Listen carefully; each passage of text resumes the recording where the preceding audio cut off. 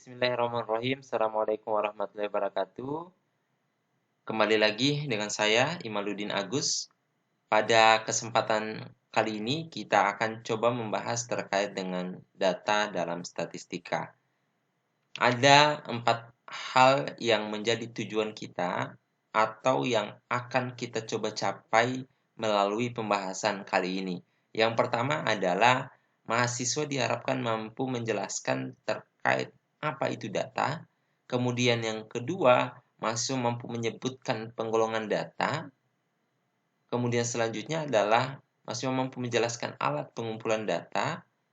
Dan yang terakhir adalah mahasiswa mampu menjelaskan teknik pengumpulan data.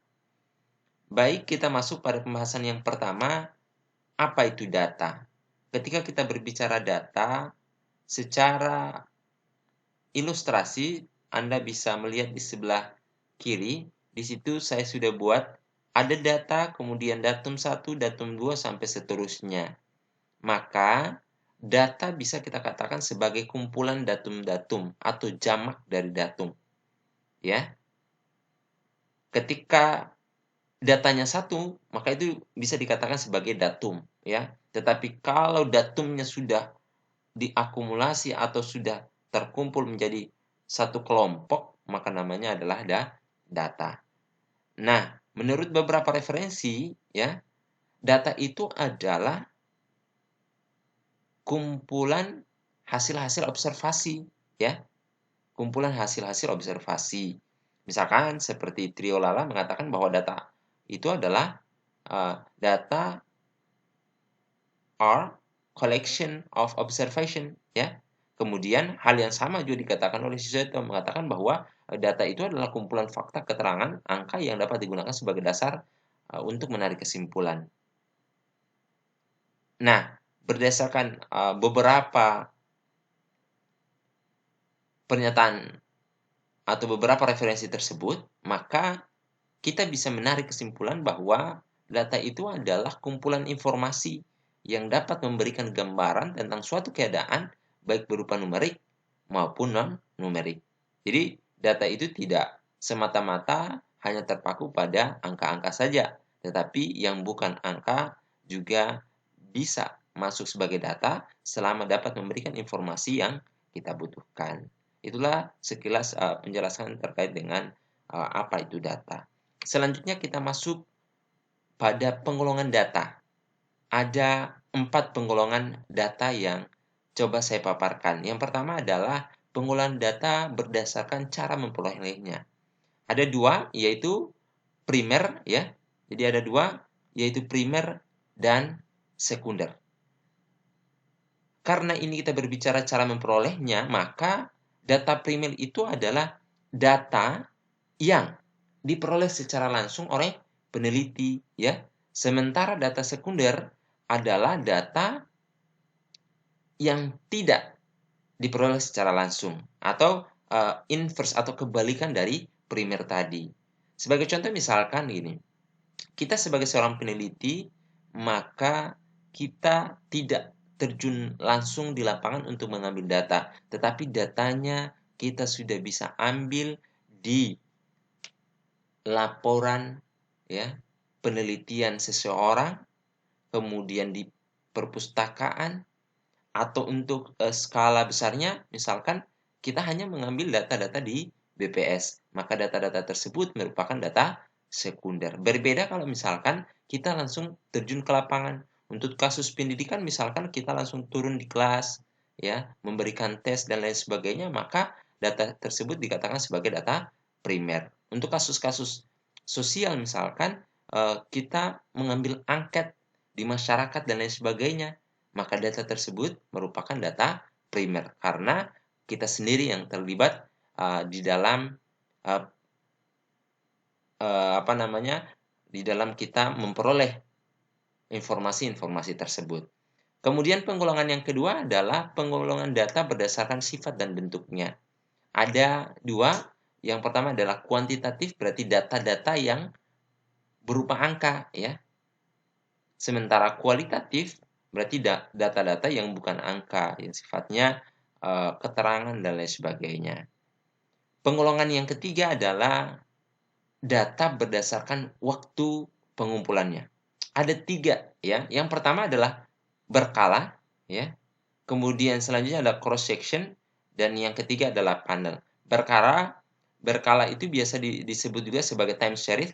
Jadi data yang dikumpulkan itu berupa data yang continue ya. Misalkan kita ingin mengambil data dari tahun 2010 sampai 2017. Itu namanya berkala. Kemudian kalau cross section itu adalah data-data ya yang dikumpulkan dalam kurun waktu tertentu ya, dalam kurun waktu tertentu. Sementara kalau panel itu adalah gabungan antara time series dan cross section ya.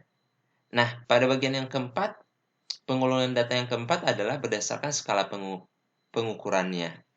Yang pertama adalah nominal. Data nominal adalah data yang berupa kategori yang hanya menggambarkan, yang hanya memberikan label terhadap kategori-kategori tersebut. Jadi, tidak diperuntukkan untuk memberi nilai dan lain sebagainya, tetapi sebagai label saja. Sebagai contoh misalkan begini, kita melabeli jenis kelamin misalkan, ada perempuan, ada laki-laki. Label perempuan misalkan kita beri angka 1. Kemudian laki-laki kita beri angka 2. Jadi 1 dan 2 ini tidak menunjukkan stratanya, tidak menunjukkan kastanya, tetapi hanya label pembeda antara perempuan dan laki-laki. Berbeda dengan data ordinal ya, yang kedua ini. Kalau dia data ordinal, maka dia memperhatikan urutan tingkatan strata. Sebagai contoh misalkan 1 itu untuk elementary school misalkan, atau SD, MI, kemudian 2 itu untuk middle, yaitu untuk SMP ya, MTS, kemudian yang ketiga itu untuk madrasah aliyah atau SMA ya. Jadi kalau nominal tadi tidak hanya bersifat label, tidak memperhatikan strata, sementara ordinal sudah memperhatikan strata. Kemudian yang ketiga adalah data interval. Data interval itu berarti data yang sifatnya kontinu, yang sifatnya kontinu ya. Jadi dia sudah memperhatikan urutan. Sebagai contoh misalkan ini data-data IQ ya, data-data hasil belajar ya, dan lain sebagainya. Dan yang paling terakhir adalah data rasio. Nah, rasio itu sendiri ya sudah memuat interval ordinal ya. Jadi di dalam rasio, di dalam data rasio semua sifat-sifat mulai dari nominal ya, kemudian ordinal maupun data interval itu menjadi kepemilikan dari data rasio itu sendiri ya. Misalkan umur, tinggi badan, berat, dan lain sebagainya. Nah, itulah penjelasan terkait dengan penggolongan data. Saya ingatkan kembali, secara garis besar ada 4 penggolongan data, yaitu yang pertama cara memperolehnya, artinya data tersebut diperoleh dengan cara apa? Apakah kita turun langsung atau kita hanya menggunakan data yang sudah ada? Kemudian yang kedua, berdasarkan sifatnya, yaitu ada 2 juga, apakah datanya itu berupa angka atau bukan angka. Kemudian yang ketiga, waktu pengumpulan data. Nah, datanya itu diperoleh ya dalam jangka waktu tertentu, atau hanya dalam waktu tertentu, atau gabungan keduanya. Kemudian yang terakhir adalah data berdasarkan skala pengukurannya, mulai nominal. Nominal kata kuncinya adalah tidak memperhatikan strata. Data tersebut hanya bersifat label. Kalau ordinal, dia memperhatikan strata ya. Dia memperhatikan strata. Dan yang ketiga adalah interval. Interval itu adalah data yang kontinu, ya, data yang kontinu yang berjarak. Ya. Kemudian yang terakhir adalah rasio yang merupakan kumpulan dari semua sifat-sifat mulai dari nominal, ordinal, dan interval. Oke, selanjutnya kita masuk pada alat pengumpulan data. Kalau misalkan tukang batu, maka untuk bekerja, untuk mengambil semen, untuk mengambil pasir, mereka punya alat, yaitu ada skopang, ada arko, ada ember, dan lain sebagainya. Begitu pula ketika kita ingin mengumpulkan data atau mengambil data, kita juga punya alat, ya. Di sini saya sudah perlihatkan atau saya sudah buatkan beberapa alat yang digunakan. Yang pertama adalah soal. Soal ini biasanya digunakan untuk kasus-kasus pendidikan. Misalkan kita ingin mengukur kemampuan berpikir kritis siswa, maka kita beri soal kemampuan berpikir kritis. Kemudian yang kedua adalah angket. Angket ini sangat sering digunakan, baik itu untuk pendidikan maupun sosial. Misalkan kita ingin mengukur tentang kepercayaan diri seseorang, atau kita ingin mengukur efekasinya dan lain sebagainya. Kemudian selanjutnya ada pedoman wawancara, ya. Ketika kita ingin mewawancara narasumber, maka kita harus punya pedoman. Kemudian ada daftar checklist, ada daftar dokumen, kemudian ada inventory. Itulah alat-alat, ya, yang digunakan untuk mengumpulkan data. Lalu teknik pengumpulan datanya bagaimana? Nah, untuk angket kita bisa menggunakan angket, checklist, skala, dan inventory. Kemudian wawancara kita menggunakan pedoman wawancara. Kemudian kita juga bisa menggunakan checklist. Kalau observasi kita menggunakan lembar observasi, pedoman observasi, daftar cocok. Kemudian untuk tes kita menggunakan soal tes dan inventory.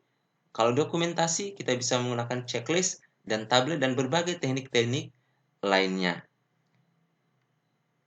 Baik, itulah penjelasan singkat terkait dengan data sampai pada teknik pengumpulan data. Untuk materi selanjutnya kita akan coba membahas terkait dengan teknik pengambilan sampel yang insya Allah akan saya jelaskan atau akan kita diskusikan pada video berikutnya. Jika ada pertanyaan, silakan diajukan melalui forum diskusi yang telah kita buat. Mohon maaf atas segala kekurangan. Akhirul kalam, wabillahi taufiq wal hidayah. Assalamualaikum warahmatullahi wabarakatuh.